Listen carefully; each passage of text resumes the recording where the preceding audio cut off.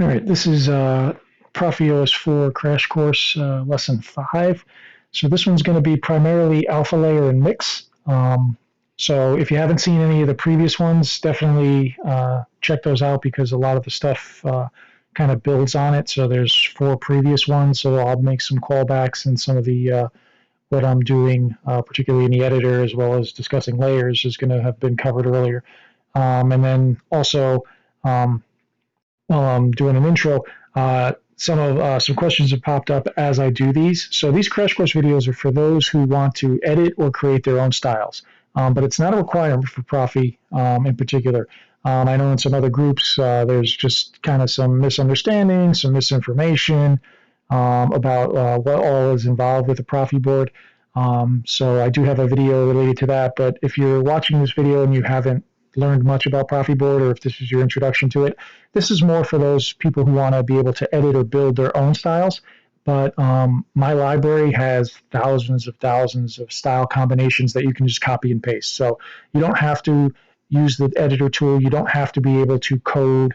You're not really having to program unless you want to with Proffie board. So for those who are kind of, this is an introduction, you've been watching these videos, this is all optional. It's just if you want to come up with some unique styles, if you want to be able to build your own custom stuff, this tool allows for it, plus all the kind of what I'm covering with the general idea of Crash Course enables it. But it's not going to be a requirement to use Proffie board. I purposely build my library with everything I come up with so that you can just use the library, pick some options, copy, paste, and go off and run with all the latest features and styles and effects. So it's really up to you what you want to be able to do with a Proffie board. But it's not like you have to be a programmer. It's not like you have to go and understand everything that you're going to see in these videos to use it. So I just wanted to make sure that if you are watching these videos and you're not 100% familiar with Proffie board or my library, that you aren't getting, misinformed. So this is an option for those who want to learn it.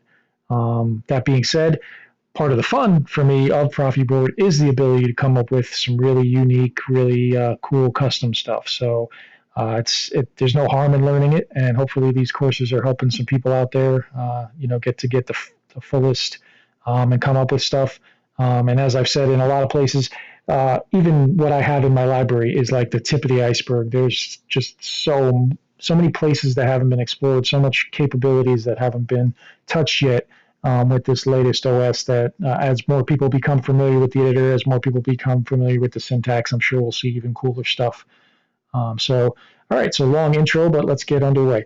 What I wanted to touch upon primarily with this crash course is alpha layer and mix, and they're similar, but they have different uses. So I've had this was something I launched for 4th of July. This was the Roman candle firework effect in the library. For those who haven't seen it, it's up under here. There's a option now for base flare emitter effect. So these are the Roman candles. Obviously 4th of July has passed, but that's what that effect that was running. And if you missed it, I also included a new Preon, which I called the light the fuse. So you can see what that looks like. So if I do Preon, it's meant to be a fuse light, and then it would go into the actual Roman candle. So just something I put together, but that's what I was running for my long intro. So I'll close these. I don't need these right now. That is the library. We'll keep that. All right. So when we're talking about alpha layer, which is AlphaL. So we'll go in here. I'm going to grab the base one. So with an alpha layer, basically the alpha, so layers in general start with your base and then you build upon them. And then when it comes time for putting stuff on top of it, everything will take over what's below it. So if I did, so actually I'm going to start with a different example. So say I did layers and I did green and then I did red and I just did that as a layer. All I'm going to actually see is red. That's because red is a full color. It's taken over green. Now, if I actually turned, so what the alpha layer does is it's going to enable us to put something over the base layer of green but not block it completely. So what I'm going to do here is I'm going to grab this and I'm going to change it for an alpha layer. All right. And now what's happening here is in the alpha layer, there's only two pieces of information. There's the color, which can be an effect, and we'll take a look at that in a little bit, and then the function. The primary functions in alpha layers are the ints, and we did touch on them last week, and that all comes back into this. So when you're using mix or alpha layer, the values of the int that are in here, so this int 1600, the values of the int are going to be 0 would be actually 0%. And this, if you think of alpha layer, kind of like if you use those graphic programs, if you use like a Photoshop or any graphic program where you lay something on top, you can add an opacity. So 0% opacity means it's completely see-through, you don't see anything. 50% and then 100%. So the 1600 on here is just about 50%. Obviously 16384 would be the true 50%. So what's happening is we've got a green base layer and about a 50% red. So if I drop this value, so you got to edit the numbers over here, down, and then take a look, it's much more green because now, if you look back, and this chart is already in the open source group, but if you haven't seen this, so by changing it to 1,000, that's going to be, in here, say 5%-ish opacity. Now, if I take this up to the full 32,768, and then again, these are previews from the previous video, but now, again, it goes, this alpha layer is at 100% of red. So what ends up happening is you can use the alpha layer to mix colors. Mix works the same. We'll touch on mix, but mix has a little bit different use. Now, you don't only use alpha layer just for changing the opacity, which is just the int. The int is an opacity value, again, based here. We can put shapes into the alpha layer. And we did the shapes in the previous video. I'm going to drop a shape in instead of the alpha function. So let's start with a bump. So if I put the bump in, the bump is going to be, it's a center point and then a size that actually gradually fades. So now by putting bump in for this alpha layer, I'm actually going to get a red fading dot in the center because center is 16388. Again, we're going to refer to this a lot. So that int 16388 is about mid-blade. If I put a 0, it's going to be at the hilt. If I put a 32,768, it'll be at the tip. But for right now, this is set here. So now when I go preview this, you can see I've got a red bump in the middle. All right, if I can change the location of that bump with the first value, so the first value is the location and the second value is the size. So let's start by changing the location. Let's move that bump. And if I want to do an emitter effect, I'll do 2,000, 4,000, 6,000, depending on the size I want to use. And we're going to submit anytime you change the numbers there, we'll submit it. So now that red bump is going to be at the base. And now you see there's a little bit of green peeking in here. What we'll do is we'll increase the size of it. So we'll take this up. I'm just using round numbers just to keep everything simple. So now I get a red emitter effect. So that's using the alpha layer. So it's a green base layer and then an alpha layer of red using a bump instead of just a straight int. If you use a straight integer, int, it will be a percentage. So that's where this, again, comes into play. If I just drop the int value in the mix or the alpha layer, it becomes a percentage of opacity, essentially, of alpha. If I put a shape in, now those int values actually, the first value has to do with the location. The second value is size, and it's similarly to this scale.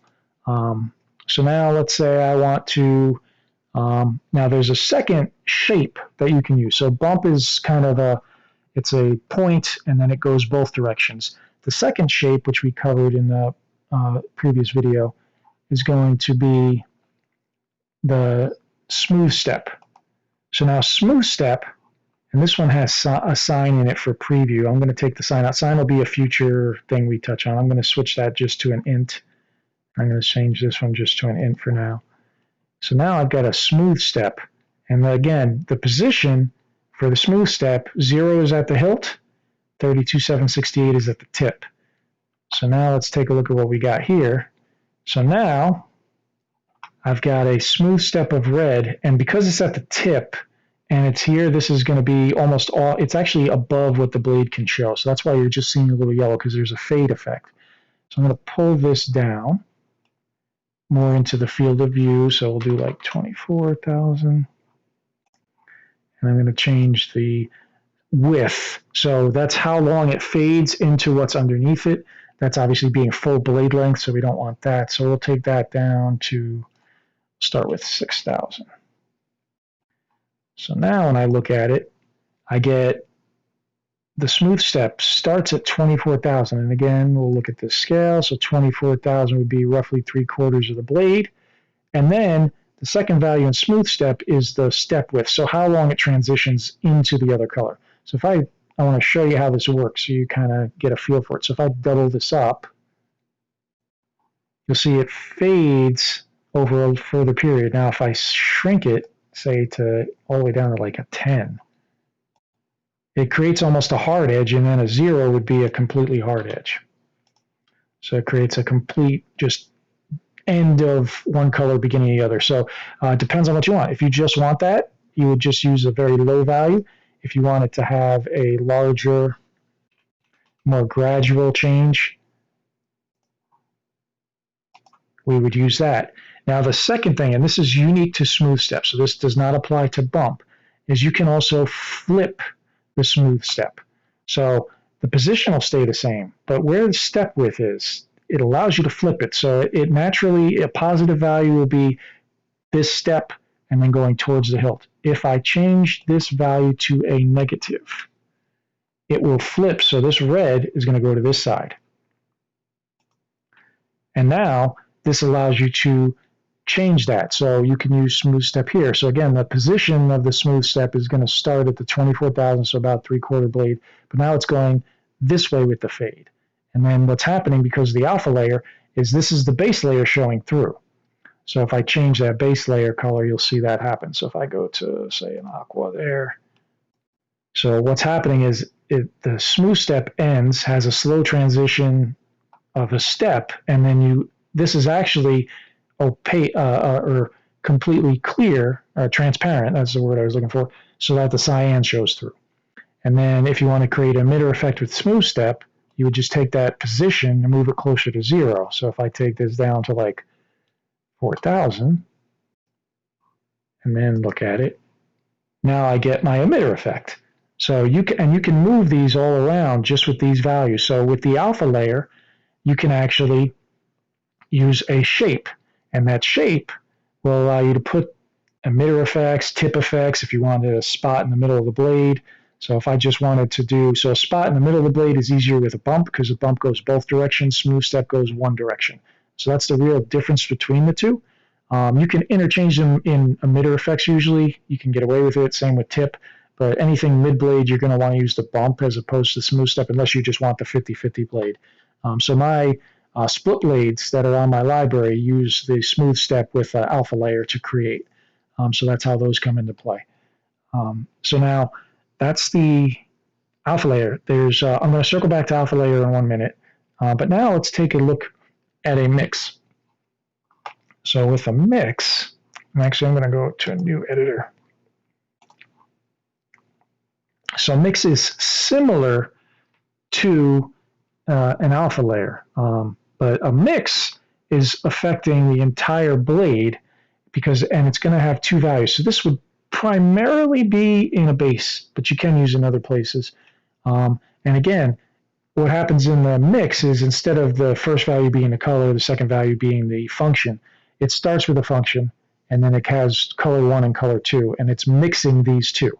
So I can have the int, again, that's a 50% mix of red and blue. If I change this value, so I'll say here, I'll pull it over to here. If I take this down to say 6,000, and then look at it, it's going to be a more red color because it's mixing this color with 6,000, which if we go to our percentages, so 6,000 out of 3,200 would be around a fifth-ish, so 20%. So it's using only 20% blue. Now, if I take this mix and I pump this up to, say, 24, it will go the other way, and it'll be much bluer. So that's for mixing. So in that case, it works similar to the alpha layer, except this is actually doing two colors. With the alpha layer, it's opacity over your base when you use the alpha layer. With a mix, it's taking the two colors. Now the mix can also take shapes. So I can grab this int, and then I can again grab a bump, drop a bump in, and now what's happening is it's a red base, and then it's mixing in. So the function of a bump, smooth step, or the int is affecting your color too. So now I have a bump of blue in the middle with a 16:3:84 width. So the width, you'll see the blended areas. That's part of that width area. So if you increase this number, I'll just go up to 26, you'll see it spreads it even wider. So the initial center gets a little bigger, and then the fade area gets bigger. And it's about, so it's 25% fade, 50%, 25% roughly when you build a bump. And then again, we can also take a bump, take the mix, and I can put the smooth step in. And again, the smooth step in the editor, it has a sine function, so sine is obviously moving. The motions and stuff like that, we'll kind of do in another video because there's a few other pieces to that I have to get to. You can play with it if you want, but that starts a whole different rabbit hole that I'm not doing just yet. I actually have kind of a rough outline of these crash courses to get to something. It doesn't mean that's the pace you have to go at. It's more my time and also how I want to kind of teach. So it's, but feel free to explore. But so sine is something I will get to. So I'm going to switch those out to just ints. So now if I peek at that, so again, 32,768 is putting that smooth step spot here, and then because it fades this direction, it's you don't see the full blue, so I'm going to pull this back. We'll do 28 this time. And again, we'll spread it over a smaller area, submit it, and now when I look at it, you'll see, so it's blue to about 28, and then it starts fading in that direction. And if I want to flip it, I'm just going to turn that second value of the smooth step negative, and then it'll flip, so then it'll be more blue. So that smooth step of blue, again, the smooth step is affecting the color too, goes here. So with mix, you can apply the shapes. And same with alpha layer. You can also do the ints, which are the opacity. With mix, it's not actually opacity, it's the second colors mix in, but they're very closely related. So now I want to show one other use of the alpha layer and mix. So we'll go back to alpha layer. So now another piece of the alpha layer is we've got it with the opacity. So we have, oops, wrong thing. So it's got opacity. We can add a shape in. Another function we can do, and I'm going to hopefully eventually add to this, is you can also, oops, I'm on the wrong one. I can also now change this function to swing speed. So let's go find swing speed. And then what swing speed, if you haven't seen that yet, so swing speed, what the value set in swing speed is the value that will return 32,768. What that means, right? So I'm in an alpha layer. If I choose a swing speed, 250 is really low. I typically would run 400 or 600. That's just from a lot of trial and error. 400 needs less motion, 600 if you really like to move your blade quickly. 250 is really low. It's kind of, I didn't find it to be a good value when I played with it. But so now, what's happening here is putting swing speed in. You'll see what swing speed returns 32,768.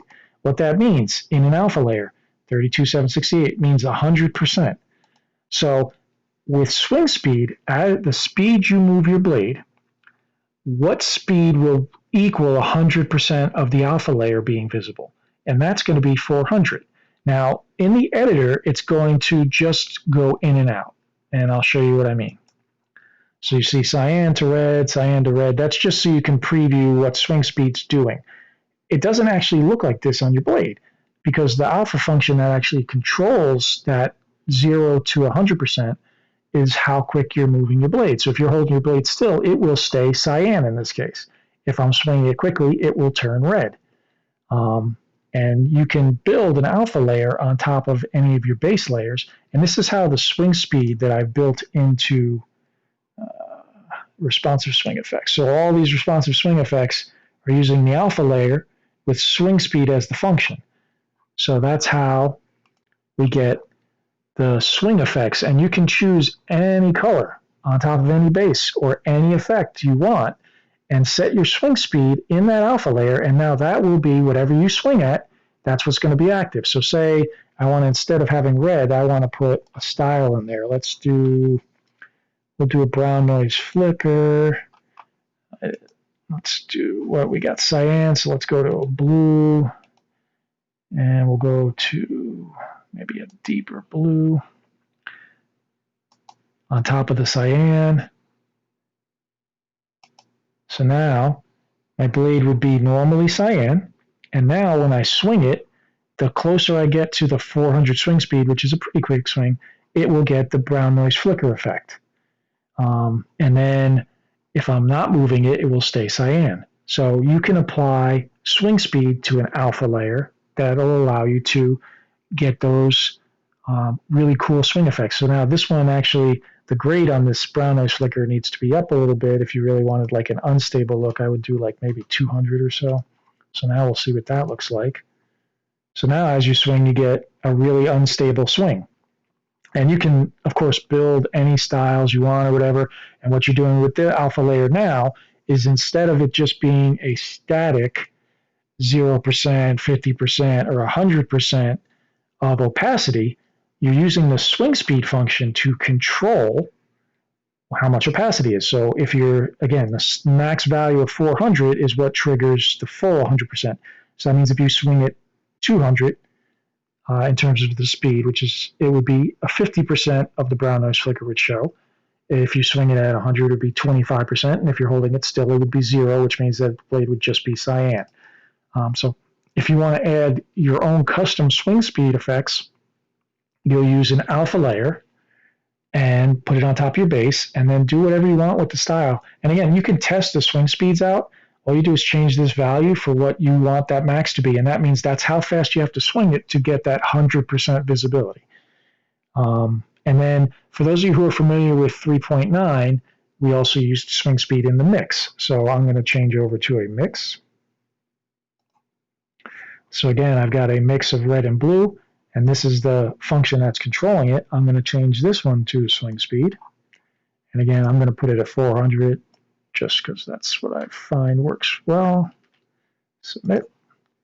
So now my blade would start out red, and as I swing, it'll turn blue. And when I get to 400, it would be fully blue, and anywhere in between 0 to 400 would then produce that much more blue. So you can also use the swing speed into the mix to allow you to go and have swing speed effects. And again, it can be anywhere there's a color, I could choose an effect. So I could choose a different color, or if I wanted to, let's be a little crazy, we'll do, let's choose a 4-color gradient, and you can play with this. So now what would happen is my blade would start out red, and as I swing it, I'd actually get this blue, green, yellow, red gradient. And again, it would be the speed. So if you're only swinging half, so, and you can test what it would look like. So if I change this to an int of 16,384, this is what my blade would look like at about a 200 swing. And then I toggle this back to swing speed, change it out to 400, submit it. And when I get to the full 400 speed or faster, and it basically caps. So the 32,768 value is triggered by 400. Anything faster than that would be full 100%. So if you're really good at spinning and stuff, it would actually stay in this gradient or whatever you pick for the entire time. So that allows you to get choose the mix or the alpha layer, depending on what you want to do. So typically, like I said, mix I would set as a base layer because this is going to cover everything underneath it. So if you had this as a second layer, whatever you put it as a base wouldn't be visible. So if you're using the layers and you have just a solid color or a single effect as a base, you can use the alpha layer version, and you can do the shape, you can do the opacity based on the percentage, which is using int, or you can do the swing speed, and that'll give you all totally different results every time. So the int is going to be static. The bump or the smooth step obviously is static, but then the swing speed, now that will be controlled by the speed of your swing. So that's how you would implement any of those responsive swing effects that you want. And you can build anything you want, add it to a mix or the alpha layer. I find the alpha layer to be a little easier, but I wanted to also show mix since it does similar things and some people are already familiar with it. Most of my effects now all use alpha layers. I just find it a little easier to both maintain and also to swap stuff in and out on. Let's go back to that actually. So never mind. So that's the use of the alpha layer and the mix, which is these second values. And I want to change gears now. So hopefully this helps you just play around with the stuff, but that's the main thing. And this chart will definitely help you in terms of translating. So when you pull in a shape, this is for location. That's what those values translate to. When you use a mix or alpha layer, if you're using the int, it's 0%, 50%, 100% based on these values. If you put a shape in there, then it goes obviously back to this. And then the swing speed, basically when you choose your max swing speed, that's max is equal to this, and then it works its way backwards. So it's a little harder to document this way, but that's the concept is whatever. So 400 swing speed is equal to the max. 200 would be equal to 16,384 because that's 50%, and 0 would be 0, and so on and so forth. All right, next, I want to just switch gears, and I'm going to touch on this, but I'm probably going to do a separate video with a little more detail. But I wanted to show something just to give everybody kind of an additional thing we can play around with. So transitions. We've covered transitions in an earlier video, but one of the things that makes a lot of the new animations and the new really cool effects, particularly Preons, is the TrConcat. So I wanted to take a quick look at that. So I'm going to click in here. So what TrConcat does, if you don't know what concatenation is, it basically combines a bunch of things. The syntax for TrConcat is always going to be a transition, a color, which anywhere there's a color could be an effect, and then another transition. Now, you're not limited to this. You can actually build more. And I actually have something that I'm going to build just to kind of show people for Preon effects. And when I'm done building, I'm actually going to add it to the library. I might not get it added today because of how the library works. I have to update some scripts. But the goal will be to build something real time, show you how I built it, explain it, and then it'll be in the library for those who want to use it. So what I actually have, oops, not what I wanted. Where is it? That's the 3000, what is it? Proto Saber. This is what I wanted. So I'm sure you guys have seen this video. We'll let the ad run. So basically, oops. So basically this guy built a real working super hot lightsaber out of electrical heated metal.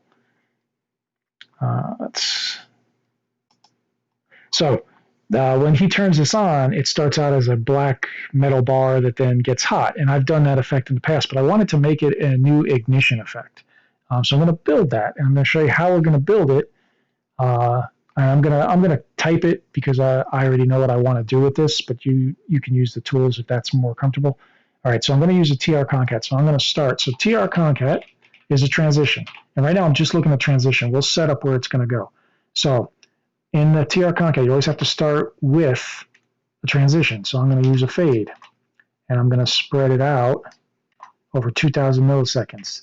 After the first transition, you need to transition from, in this case, whatever's underneath it, because this will end up being a layer, to the next, to a color or an effect. But we're going to go to a color, so we're going to go to red.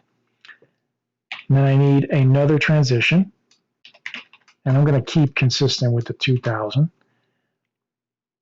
And then I'm going to go and I'm going to use dark orange as the second color we're going to transition to. So what's going to happen is we're going to start with a transition from whatever's underneath to red. Then it's going to go from red to dark orange. Then I need another transition. And I'm using fade, but it can be whatever transition you want. And then I need another color now. And I'm going to actually go to white. Oops. And then I'm going to close with another transition. And you can keep these going on. It could be, you could have, 9 transitions with 8 colors in between. You can go as long as you want. Actually, some of the Preon effects, which use TrConcat, almost all, actually every transition effect every Preon effect uses TrConcat. Some of them have like 8 or 9 transitions in them, for those of you who've edited them. And then, so that's the close, and then you got to close that TrConcat. So I've got TR fade, the speed is 2000 to red, TR fade, speed 2000 to dark orange, TR fade 2000 to white, and then TR fade 2000. And then I close the TrConcat and submit it. So it's going to start red. It's going to slowly transition, in this case, heat up to the dark orange. Then it's going to heat up to white. And now that blue is the previewer because I don't have a layer under this. So I got to put something underneath it. So what we're going to do, I'm going to leave this here. I'm going to go, I'm going to set up a layer effect. So I'm going to do layers, and I'm going to choose a green base for now. And then I'm going to set this up to be an ignition effect. So what that means is I'm going to use the in-out TRL, and this is covered in other videos. So what's going to happen, the in-out TRL is a layer that covers my base layer of green, and that's what enables ignition and retraction. And it takes transitions. So now, if I go here, and I take this, copy it, I'm going to paste that as my ignition effect. Then I'm going to do comma, and I'm going to actually create a retraction effect, which is going to be the opposite. So I'm going to actually go, and I'm not going to go to white from ignition. I'm going to go backwards though to the dark orange, and I'm going to change this to a red, and then I'm going to take the tail end of this guy off. So the retraction now is going to be a fade from my base color. It's dark orange as it's starting to cool. Then it's going to fade to red, and then it's going to fade to black. So I'm going to take this, and I'm going to paste this as the, get to the end of that. I put my comma ready, put a line break, paste it. I guess I had a line break in there. That's fine. And then I'm going to close the in-out TRL. And then I have to close layers.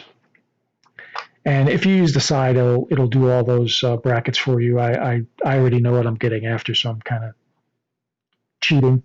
I'm just doing it by hand. So now when I submit this, so what's going to happen? My blade's off. It's going to be black. Now I want the heat up effect as my ignition, and I want the cool down effect, again, going after this kind of a look. Now the blade's going to be green, so his stays obviously bright orange, but I want to make it an effect and then let you put whatever color you want. So to make it fit in the library, I'm not going to have it be a specific blade color for when it's running. I'm going to just have it be an effect. So now what's going to happen is I'm going to hit power, and you'll see if you watch here again, it highlights in yellow as it goes through. It's going to start black. It's going to heat up to red, just like his does. Then it's going to heat to a dark orange, which is what his does. And then I'm going to actually go white, because white will let me transition to whatever blade color. It'll look cleaner when I'm done. So we're going to do that. And then when I go to turn it off, it's going to cool into the dark orange to the red to the black. So here we go. So heating up, hotter, hotter, getting to white hot. And then I have my green blade, and then that would be what runs. So my ignition, instead of it just being a simple transition, is actually going to be that TrConcat of the metal heating up. And now my cooldown, when I turn power off, is going to orange, going to red, going to black. And you can adjust all those transition times. So if you wanted it to run longer, if you wanted to run shorter, again, as I've shown in the other videos on transitions, you would change those fades. But so for all of these complex animations, particularly again the Preons, so I can actually set this as a Preon too. TrConcat is how that gets done. So what we're going to do is I'm going to keep this, and I'm going to go back into this window, and I'm going to set up a transition effect that lets me do a Preon. So we're going to go into, and actually I'm going to do it as a, let's do it as a layer because I've been working in layers more, so I'm going to set up layers ahead of time. We'll do, this time I'll do a blue blade, and then I'm going to add transition effect L. Actually, I'll show you how to do this better using the tool. So I cheated on the last one. Let's do this one using the tool. So I'm going to go, let's grab style, layers. There's that alpha layer. So what we're going to do now is I've got a green base. Let's turn that to blue. I'm going to take the alpha layer out. I'm going to put a transition effect layer in. And then it automatically puts that concat in for you. So now we're going to take that TrConcat, and I'm going to grab that heat up effect I created. And always being mindful of commas. This you would build out yourself, but for time, I'm going to copy this since I already built it. I'm going to drop it on top of this. Submit it. And then right now, the transition effect. So transition effect, and I've covered this a little bit in other videos. The transition effect layer enables so much with OS4. It started with OS 3.9, but you'll see in my styles in the library, transition effect L is used for so many things because you can choose specific animations, complex concats, everything you want, and then tie it to something specific. So tie it to an action. So this one by default is set up as a blast. What that means is if I hit blast, it's going to run this transition. So there's that heat up. So if you wanted this for your blast, you could do it. It's going to run through the whole thing. And then it's going to go back to normal. What I want to do is I want to turn this whole effect into a Preon. So I'm going to grab my effect, and I'm going to grab Preon. So now, if I go back up, now Preon will run with the blade off. So I don't have, oh, I skipped a step, I'm sorry. So I don't have an in-out layer on top of this, so it's always on. So if I turn the power off, it stays blue. So what you need to do is add an in-out TRL. And I think I covered this in a previous video, but yeah, I'm pretty sure I did. So I'm going to make this one real simple. I'm just going to do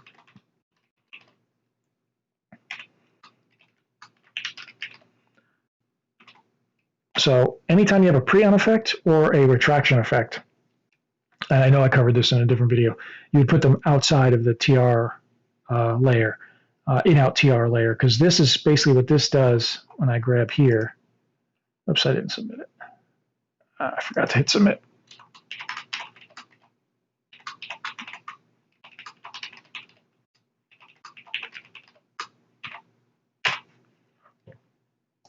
There. So now when the blade is off, it's what the in-out TRL and the in-out helper L do is they cover everything underneath them with black so that the blade is off. And this is what enables on and off to have the effect. So if I were to change this instant to a wipe, this is what you typically used to seeing. So what will happen is now if I just hit power, you'll see that's the extension, and then it's going to instantly turn off because I have TR instant. So I need that in-out layer to really have that Preon effect show. So now, Preon effect again, the Preon effect, you build the timings in, but the ignition is triggered by the end of the wave file. So if you have a Preon wave, that Preon wave file will play. The Preon effect will display. But once that wave file ends, the blade ignites. Because we put the Preon transition effect over that wipe, so in this case, this is an 8,000 millisecond transition effect. Say I had a 4,000 millisecond Preon wave file. When that wave file ends, I'd still have 4,000 milliseconds of this animation going on. So you want to change those again, those transitions to do that, and that is in the previous videos as well.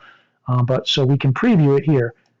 So that's my Preon effect now of the blade heating up. and then going to white. And then what would happen on your actual saber, it's not shown in the editor, is the blade would then ignite. So as soon as the wave file ends, you get the ignition. If you don't have a Preon wave file, then you would just get that Preon effect triggering, but it's not going to, the ignition is going to run with it. So you always want to make sure you have the Preon wave file if you're using a Preon effect, unless that's what you're going for. And you also want to time them out so that they run the same time. So again, because this one has 4 fade transitions of 2000, so 1, 2, 3, 4, this would be an 8,000 millisecond Preon transition. But I'm going to add this one to the library as well. So you'll have I'll think of a name. I don't have it off the top of my head, but there'll be a new transition, new Preon effect, which is going to be that heating up of metal to white, and then it'll ignite. It'll be defaulted out at 8,000 milliseconds. And then I'm also going to have the new ignition effect from here, where it's the heating up. Again, 8,000 millisecond heat up to white, and then to whatever your base color is or effect. And then the cooldown, which will be the reverse fit. So that'll be the retraction. So you'll have a retraction effect. And both of these are pre-timed, as you see here, because we just built them. So the retraction will take 6,000 milliseconds. The ignition will take 8,000 milliseconds if you want to get sound files for them, etc. But so that's how you would use TrConcat, and it's really unlimited what you can do. So I'm showing a very specific instance, but because you can use any transition to any color or effect, and there's so many available in the transitions, that you can build a lot of different really cool animations that you can have for ignition, for retraction, for Preon, for force, for your clash, for your stab. You can have them for ignition. You can have them for retraction. I think I said that.